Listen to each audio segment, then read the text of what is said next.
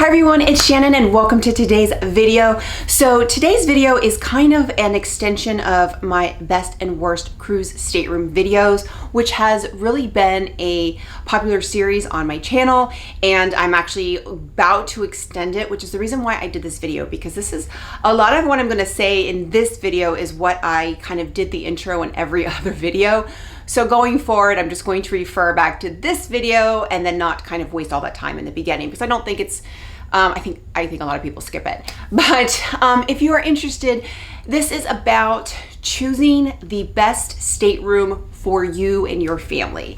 And the reason why I say this is because I see this, I belong to a lot of Facebook groups for cruising, and I see a lot of first-time cruisers post, you know, I'm about to go on a cruise. What's the best balcony for my family? You know, what's the best balcony on this ship? What's the best ocean view on this ship? And everybody's going to have their own opinion because everybody's needs are different. Everybody's wants are different. And somebody's best cabin may be the worst cabin for you, and vice versa. Your best cabin may be the worst cabin for somebody else. It just really depends on what your needs are. So what this video is about is some things to take in consideration to help you choose the best stateroom. Now, there are some special cabins on a lot of ships. I am working on the Quantum class right now, and on the Quantum class, there are some really special ocean view staterooms that are corner in the front that are very, very generous with space. Those are special. So those, but you have to sometimes sacrifice something like, you know, location for those staterooms, and that's also something to consider as well. But we're going to talk about this. I have like 8 or 9. I got to figure out how many I put together, but that's what we're going to go over today. Okay, so the first thing is figuring out which category you're going to book. And I always say, book the category, the best category that you can afford. And a lot of times, maybe that's a balcony, but you need to book a guarantee.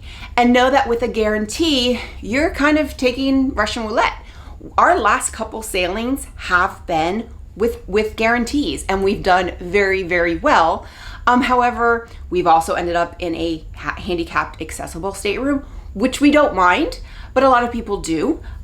So there's a lot of, you know, it's a trade-off for that. It is, and again, it's a risk, but we were very, very fortunate with our location on the Oasis, and even on the Odyssey of the Seas, we were very, very fortunate with our location. And so I would say, book the cabin that you feel like you can afford, and that, you know, the best cabin that you can afford. You can always try and Royal Up if you're doing Royal Caribbean. However, Royal Up is it's a bidding. It's, you know, it's kind of like a raffle almost, like you're bidding, but you don't guarantee it. It's fun to do. It's fun to get an upgrade for a great price, but don't like expect it. And what I've seen is, especially right after the pandemic, a lot of people were getting the Royal Ups, and now people almost expect it because they're looking at old posts seeing like, oh, I got my bid and I got this and I got that. And then when they don't get it, they're disappointed. So it's okay to be a little disappointed, but also just kind of be like, don't expect it. And I will tell you, we got a bunch of Royal Ups early on, right after the restart, and we haven't gotten any probably in 2 years.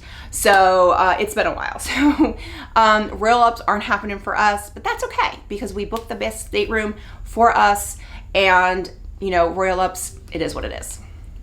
Okay, so the number 2 on my list is, are there any special staterooms in your category? So, for example, like I mentioned on the Odyssey of the Seas, the Ocean View stateroom, no balcony, the Ocean View category, I think it's 3 and 4M, have these huge corner staterooms all the way forward. There's a really large balcony stateroom on the Disney Wish. You have these interior staterooms on the Magic and the Wonder of Disney that have their interior, but they have a obstructed porthole. We're actually booked on one. They're called a secret ocean view because you're paying for an interior, but you're actually getting a porthole. We actually are booked in one of these this coming September. So are there any special staterooms on the ship you're traveling, and are they available? So that's one of the things that we do, because if there's a special stateroom where you're going to get more bang for your buck, I love those. I absolutely love those.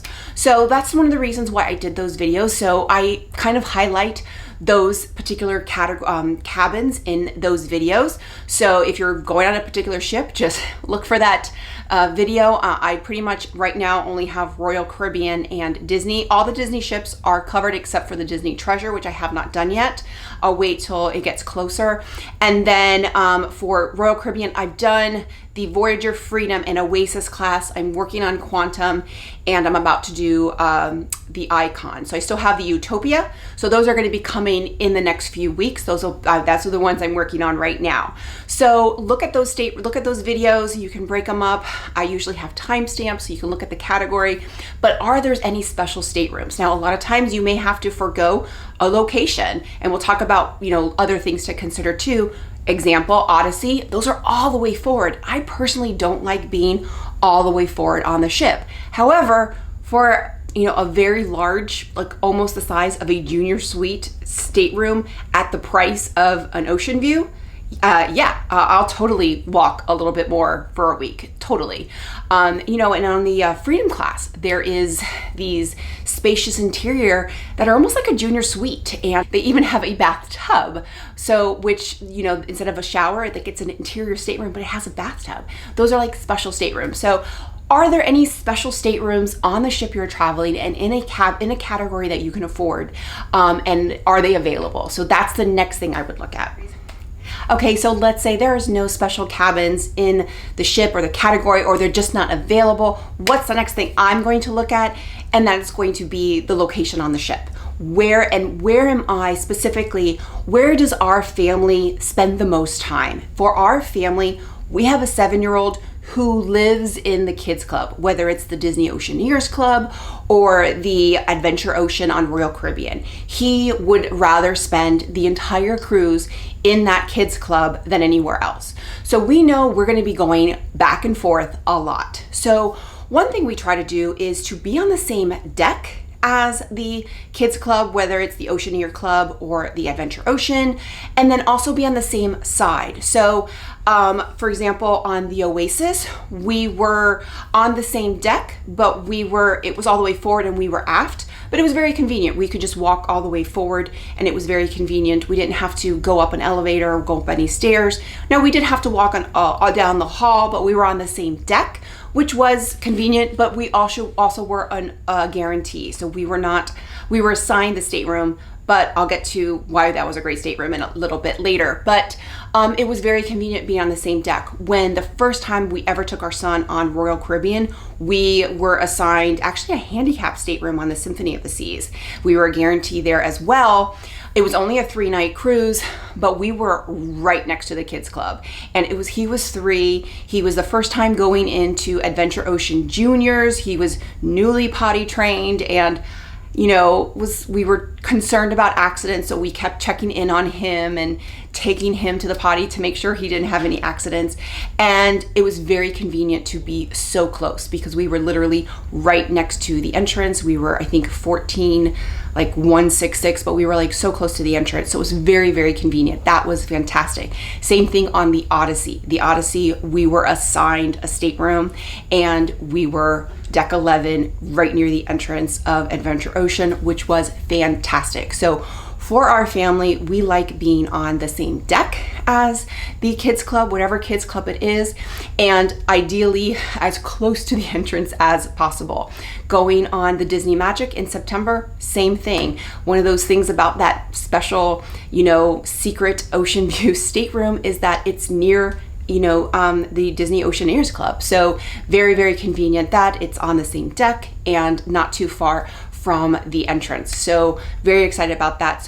But going back to what works for your family or for you, are you gonna spend a lot of time in the spa? Are you the type that goes to the gym a lot?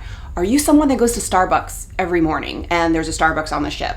Do you want to be close to the Windjammer? Do you want to be close to the Solarium? Whatever you want to be close, the Diamond Lounge, Concierge Lounge.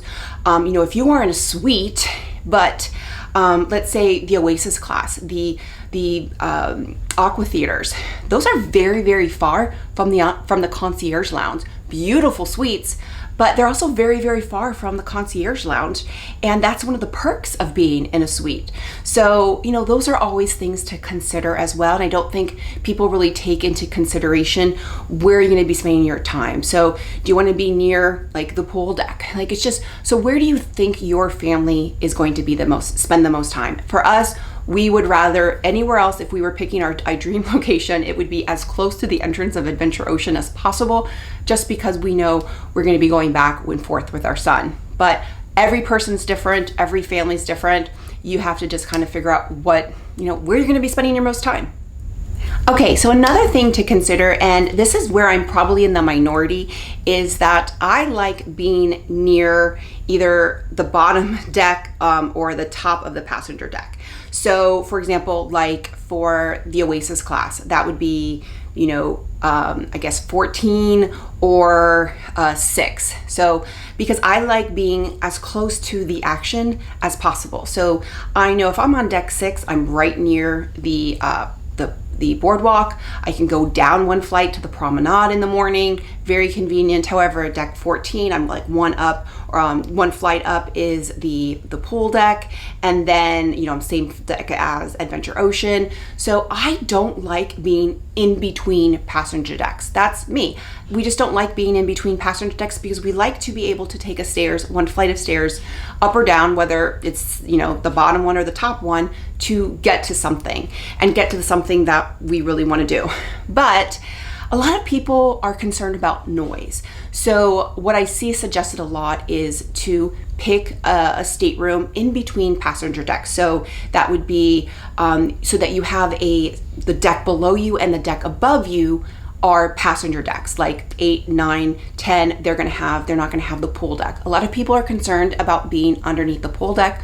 We have been under the pool deck a couple times. We have never had an issue, but people have reported issues. So if you are concerned about that, then don't book underneath the pool deck. Personally, I don't mind being underneath the pool deck. I'd rather be one flight, up to the pool. Very, very convenient. It just really depends on you. So for us, I like being close to, one flight to something. But then a lot of people are more concerned about noise. So that's something to consider. Are you like me and you want to be close to the action, whether it's like the boardwalk or kids club or pool or whatever? Or are you more concerned about noise? Therefore, you want to be between passenger decks. Okay, next we're going to talk about the lower deck. So lower decks tend to be a lot of inside and ocean view. Staterooms, especially like on decks 2 and 3, you're not going to see any balconies on deck 2 or 3. And these are really great if you are prone to seasickness. If you're prone to seasickness, technically or typically, the lower you are and the more midship you are, you're going to feel the movement of the ship less. It's also a great location. You've got, you could be close to the casino, you could be close to the dining room. So there's a lot of things that you could be too close to. On the Disney Wish, there's the lower deck is actually where the kids club is. So there are some beautiful ocean view rooms on the lower deck that are right next to the entrance, not the slide, but the main entrance to the kids club on the Wish. So the lower deck, so if you are prone to seasickness and you're concerned and you've never cruised before, or you're concerned about motion sickness, then probably get with book an ocean view or maybe even an interior, so the midship that's going to be lower on a lower deck, especially for your first time out, because you don't want to get seasick on your first cruise. And then adding to that, number 6 is going to be being midship. Now, being midship could be, lower deck or all the way up to the top.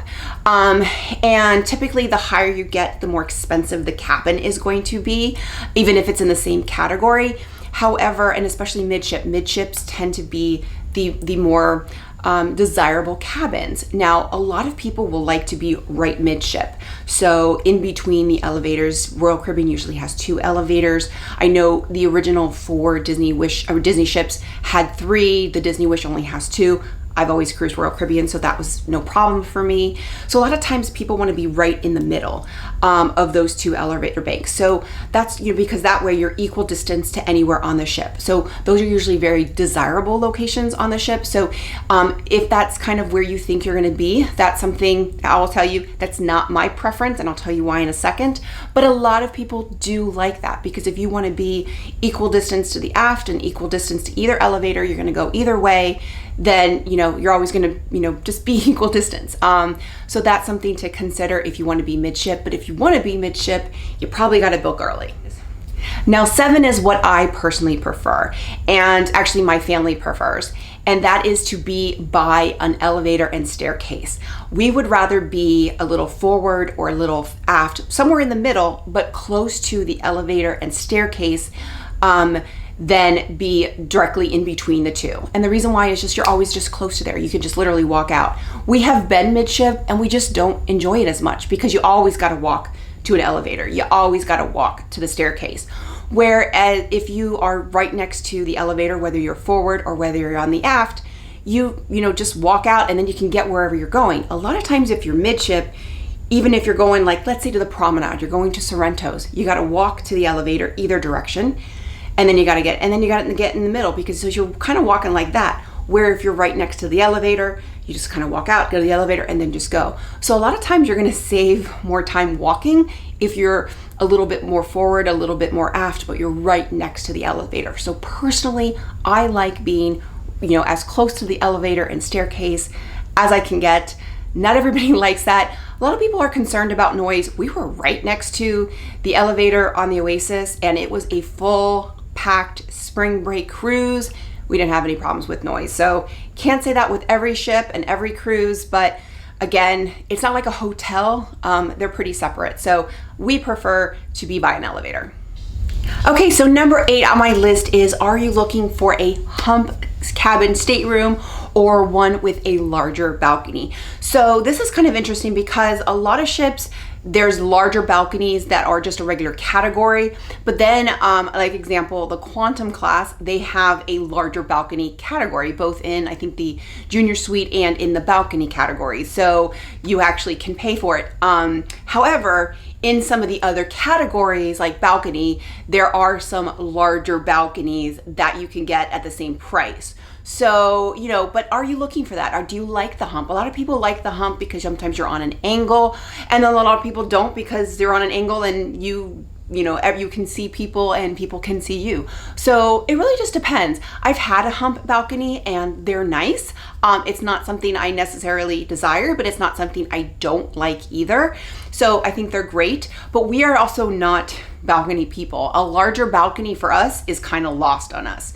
So while we don't necessarily want if we have a balcony, we don't necessarily want a very small balcony, but really what we use our balcony for is to dry our swimsuits. Like, we don't really spend a lot of time. I will sometimes, but we used to spend more time on the balcony before our son.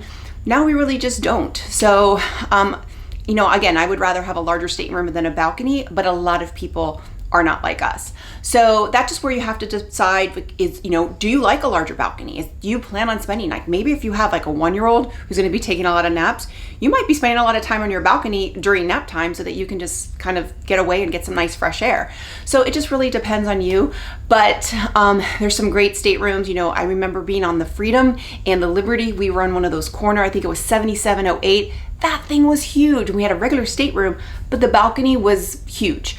We were also on the Magic one time. We were guaranteed. We also got a handicapped accessible, and we ended up again on the aft with this huge balcony. It was like triple the size of our stateroom. We were barely out there, but it was gorgeous. But so those are some staterooms that you can have, but it's just a matter of, is that really important to you? And look for it. You can also sometimes pay for it, but sometimes you can also get them in the same category, and that's where my videos really help out. And speaking of larger balconies, number 9 is an area of the ship that typically does have some deeper balconies, and that is the aft. Now, we actually really love the aft, and that is one time where I actually like being on the balcony, is the aft. I love watching the wake of the ship. It's just gorgeous. And then also with a little one on the, Freedom, the Freedom class and the Voyager class, you have, I feel like, a little bit safer out there because you have, you're not like directly down as the water. So we were on the Freedom. I was with a junior suite with my son. I think it was like 1700 or 1706, one of those staterooms right on the aft on deck 10, and we loved it. Now it is a little obstructed, but it didn't bother me. So now it is a walk because you are all the way in the back, so it is a walk to anything. But for us, I don't mind that walk because I love the aft so much, and that is the one balcony that I do tend to spend a lot of time on, are the aft, just because I love the wake. But again, a lot of people may not like it.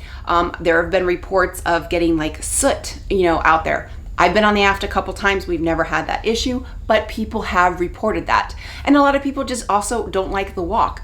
We've never been on the aft on the Oasis class. However, we were one time on a boardwalk balcony, and we were towards the back, and it was a walk, and we would never do that again. So it just depends on what is, do you mind the walking, and is that something that you're really going to enjoy? A lot of people won't. So, if you're somebody that likes that aft view, great. And if not, then maybe you're those person that's going to want to be midship. So those are just things to sometimes consider, but also know that the aft staterooms tend to go fast, and they also tend to have like the largest and deepest balconies. Okay, and number 10, so it turns out I ended up having 10 things to consider, and that is whether or not you're going to be starboard or portside. And this is a very common question for first-time cruisers, and I'm here to tell you, most of the time it doesn't really matter. So not all the time, but most of the time it really doesn't matter. And honestly, it's not even a consideration for us a lot of times. It's more of the location. We'd rather get a great location on the ship than rather be portside or starboard. But we are mainly cruising in the Caribbean. Now, I will say on Disney Cruise Line, if you're going to be visiting Castaway Cay, then I recommend trying to get on the starboard side, because the starboard side is the side that you're going to be facing Castaway Cay, because the stern, the back of the ship, will be closest to, kind of like backs into Castaway Cay. So the starboard side is going to give you a great view of Castaway Cay when you pull into port. So that's the one thing I will say, is I do try to be on starboard side whenever we go to Castaway Cay on Disney Cruise Line.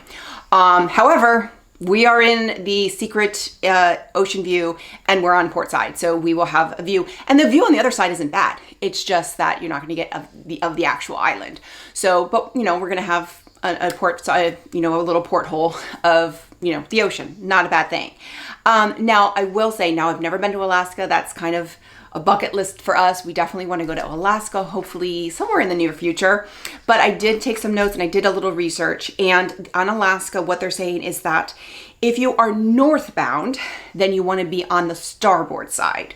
And if you are southbound itinerary, then you want to be on the port side. So now it doesn't necessarily mean if you are on the opposite side, you're going to have a bad view. But I guess you get more scenery if you are on those sides, depending on the itinerary. So just do a little research with your itinerary. That's where having a travel agent will really, really help you. But, again, the location, I always say, is the worst stateroom on a ship is still better than any room in my house, because you're on a cruise and you're on vacation. So, you just really can't go wrong. But I hope these tips and these things to consider really help you, especially if you are a first-time cruiser. Again, these are more specific. I'm thinking of Royal Caribbean and Disney Cruise Line, but these are things I would probably consider for any cruise line, especially, where you think you're going to be visiting a lot. And if you have kids specifically, are they going to be kids that are going to be in the kids club, or are you going to be visiting the Windjammer? Those are things, or the buffet. Those are things to consider on any cruise ship. Coffee. Where's the coffee in the morning? It's very important to me. So I always try and get an easy an easy access to the best coffee on the ship. So with that, if you like this video, click like, click and subscribe. That way you get a notification every time I post a new video. And videos, if you are looking on Royal Caribbean or Disney Cruise Line, check out my best and worst cruise staterooms and see if the ship that you are sailing on has a video. And if you are interested in you cruising on another cruise line and you want me to do these videos, while I don't have any firsthand knowledge of those ships, I can definitely try and do some research and try and, get some of those out. So if you are interested in that, let me know which cruise line you want me to cover next and do some research on. Also, let me know what kind of cabin you like. What's most important to you? Is it being in the aft, being midship? Are you a hump cabin family? Are you like me and you want to be by the elevator? Or are you a guarantee family and you're just going to be like, just get me in the cheapest cabin, get me on the ship, I don't care.